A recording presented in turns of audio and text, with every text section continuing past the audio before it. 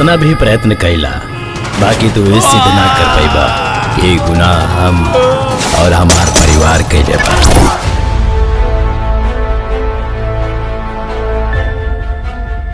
Tender हमार जिद बन गल बा इंजीनियर, और एकरा के पूरा करे खातिर कुछ भी कर सकता नहीं।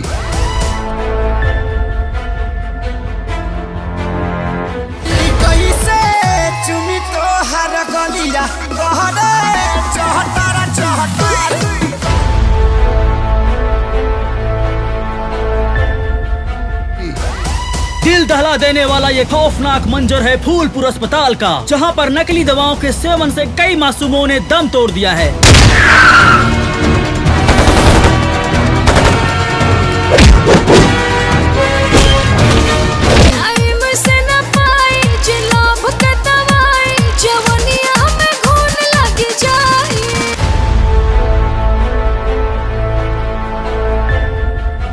हम केहू से झगड़ा ना करो, हम वादा करते नहीं बाबूजी। हमार भैया के पास बहुत अक्ल बा और ही बात ना एक दिन सब कही।